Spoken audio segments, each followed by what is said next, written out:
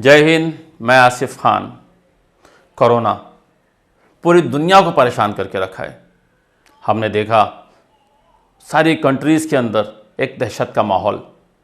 लोगों को ये लगता है कि ये ख़त्म हो रहा है, लेकिन इसकी बीमारियों की जड़ें और मजबूत से मजबूत होती जा रही हैं। लॉकडाउन कर कर के लोग परेशान हो चुके हैं, सरकारें तंग हो चुकी हैं। हमारे भारत में भी यही हाल रहा, क्योंकि लॉकडाउन की जो तकलीफ़ें हैं वो कोरोना से निजात की समस्या का समाधान नहीं है। उसका समाधान है इसमें रहकर इससे लड़ते हुए हमें जीना होगा। यही इसका सबसे बड़ा समाधान है। हमें सोशल डिस्टेंसिंग का ख्याल रखना होगा, एक दूसरों के साथ मेल मिलाप का ख्याल रखना होगा। जो चीज़ें कोरोना की बीमारी से एहतियात के लिए ज़रूरी है, हमें उन तमाम चीज़ों का ख्याल रखना होगा, क्योंकि अब लॉकडाउन ही इस समस्या का समाधान नहीं है। आपने देखा होगा कि मुंबई के बीकेसी में कोरोना एक हेल्थ सेंटर बहुत बड़े लेवल पर बनाया गया, और वहाँ जब इसकी तैयारियां शुरू हुई तो आज हम जिक्र करेंगे आपके सामने जिनका नाम है सलीम जाफ़र शेख, जो सलीम 90 के नाम से जाने जाते हैं।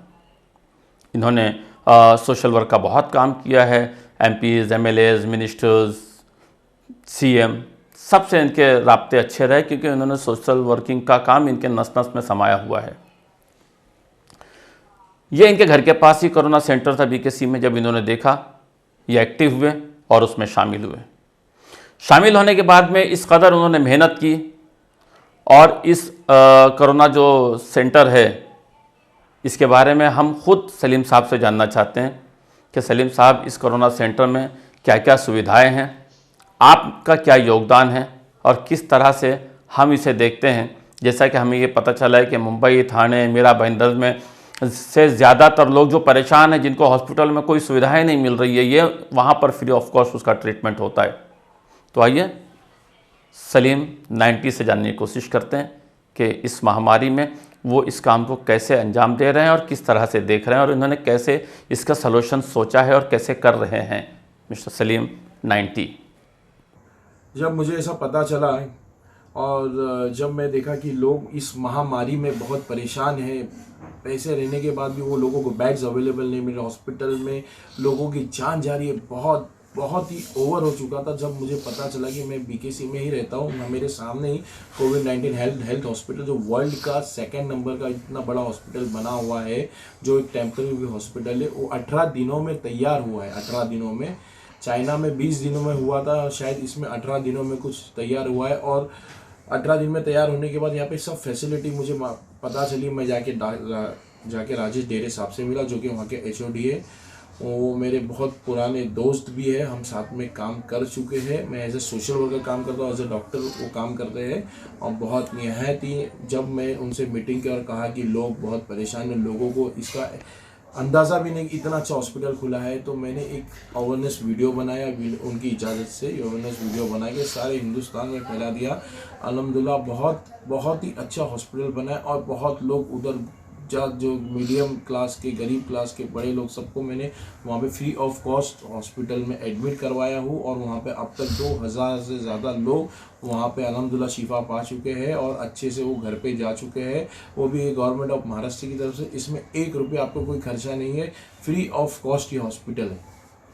आइए सलीम से आगे जानना चाहते हैं कि यहाँ से कितने लोग इस बीमारी से यहाँ से सेहतयाब हो चुके हैं और अपने घर जा चुके हैं। अल्हम्दुलिल्लाह वहाँ पर अब तक मेरे ख्याल 2 से 2.5 हज़ार लोग अब तक सेहतमंद हो चुके हैं, अपने घर अच्छे से लौट चुके हैं। यहाँ तक कि वहाँ पे अब तक कोई मौतें नहीं हुई अल्हम्दुलिल्लाह। हम सलीम 90 से ही जानना चाहेंगे कि आप क्या संदेश देना चाहेंगे लोगों को इस कोरोना जैसी बीमारी से निजातगी के लिए। मैं जनता को ये मैसेज देना चाहता हूँ कि अगर मुंबई में रहते हैं, थाने में रहते हैं, मीरा और भाईंदर में रहते, बीकेसी के नज़दीक रहते, तो बीकेसी का एड्रेस भी देना चाहता हूँ। मुझे लोगों का बहुत फ़ोन आता है, और मैं आपको बताना चाहता हूँ भाईजान कि आपके न्यूज़ के माध्यम से कि अल्हम्दुलिल्लाह रोज़ 3.5 से 4 हज़ार कॉल आते हैं मुझे। बैटरी जो मेरी है, जो मेरा मोबाइल, मुझे चार्जर लेके बैठना पड़ता है। अल्हम्दुलिल्लाह मुझे ऐसा लगा नहीं था कि मेरा वीडियो इतना वायरल होगा और लोगों को पसंद आएगा। लोग मुझे बोले 3.5 हज़ार जो सुबह 6 बजे से लेके दूसरे दिन सुबह 6 बजे तक, मतलब सिर्फ मुझे अगर फारिग होना है तो ही मैं उठ सकता हूँ, थोड़ी देर में सोता हूँ, मगर मखलूक के लिए अल्हम्दुलिल्लाह 24 घंटा लगा हूँ मैं मखलूक। और अगर ये खल की खिदमत मैं इसलिए कर रहा हूँ कि लोग बहुत हकीकत में परेशान हैं। ऐसे लोगों का कहाँ से फ़ोन आ रहा है और बता रहे हैं कि हाँ हमें ये म्यूनसिपाल्टी हॉस्पिटल में परेशानी, हमें वो म्यूनसिपाल्टी में हॉस्पिटल में परेशानी, हमारे डैडी को देखने नहीं दे रहे, हमारी मम्मी से मिलने नहीं दे रहे। तो मुझे ये सब संदेश मैं देना चाहता हूँ कि बीकेसी है 1000 बेड का है अल्हम्दुलिल्लाह। अगर आपको जानकारी और चाहिए तो आप 1916 पे भी कॉल कर सकते हैं। ये डिज़ास्टर मैनेजमेंट है, अगर आपको बुकिंग भी करना है बेड तो उधर बुकिंग कर सकते हैं। और ये मेरे ध्यान में इसलिए है कि जब मेरे वालिद साहब की तबीयत ख़राब हुई, मैं भी कोहिनूर हॉस्पिटल से लेके हर कोई हॉस्पिटल, सुमैया हॉस्पिटल घुमा और मुझे ना किसी ने बेड दिया कोहिनूर हॉस्पिटल में। मुझे कोहिनूर सुमैया हॉस्पिटल में है बेड दिया, वेंटिलेटर दिया, मगर सुबह एडमिट कर शाम तक मेरे वालिद साहब का इंतकाल हो गया। तब से मेरे दिमाग में यह है कि मेरे जैसे लोग कितने सारे हिंदुस्तान में दौड़ते रहेंगे अपने पिताजी को लेके, अपने माताजी को लेके, हर एक धर्म के लोग। उस दिन से मैं सोच लिया जब तक ये कोरोना वायरस है इंशाल्लाह मैं सब काम छोड़ के सिर्फ और सिर्फ खिदमत में कल्ब में लगूंगा। और जब तक ये कोरोना ख़त्म नहीं होगा इंशाल्लाह तब तक मेरा फ़ोन भी चालू रहेगा, मैं लोगों की मदद भी करूँगा, जितना हो सके मैं इंशाल्लाह मदद करूँगा लोगों की। बस और मैं आपके न्यूज़ का भी बहुत बहुत शुक्रिया अदा करता हूँ कि आपने मुझ जैसे गरीब का इंटरव्यू लिया। बहुत बहुत शुक्रिया, दुआ में याद रखना। अस्सलाम वालेकुम। बड़े अफसोस की बात है और बड़ी खुशी की बात है। खुशी की बात यह है कि इस कोरोना काल में वो सभी लोगों के कल्याण के लिए बाहर आए, लोगों की खिदमत के लिए बाहर आए, जिन्होंने कभी धर्म का ढिंढोरा नहीं पीटा। वो सभी लोग बाहर आए जिन्होंने धर्म की हिफाजत करने की कस्में नहीं खाई। वो सभी लोग बाहर आए जिन्होंने धर्म को समझा। हमारा बड़ा सीधा सा फंडा है, लोग समझते हैं और समझने की कोशिश नहीं करते या समझना नहीं चाहते कि जो धर्म की हिफाजत करने की बात करते हैं, जो धर्म के लड़ने और मरने के लिए तैयार होते हैं, वो धर्म समझने के लिए तैयार नहीं होते। और जो धर्म समझेगा वो धर्म पर मरने की बात नहीं करेगा, बल्कि धर्म की हिफाजत करने की बात करेगा, लोगों को साथ लेके चलने की बात करेगा। क्योंकि हर धर्म इंसानियत को सिखाता है, हर धर्म इंसानियत की पहचान बताता है।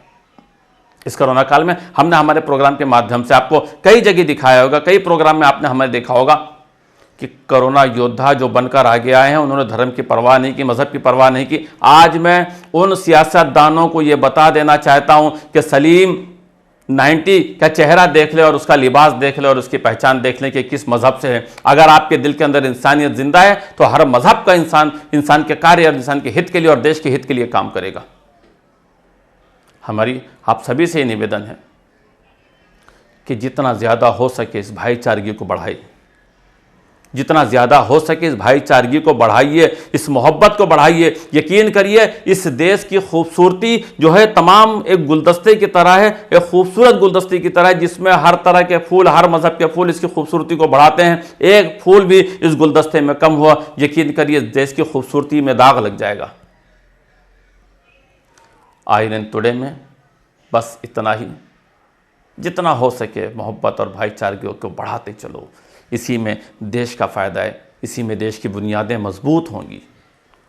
आसिफ खान को इजाज़त दीजिए, फिर मुलाकात होगी किसी नई पर्सनैलिटी के साथ, किसी नए योद्धा के साथ, किसी नए देश के हित में सोचने वाले के साथ। जय Hind. For more details, subscribe to our channel INN Today and press the bell icon.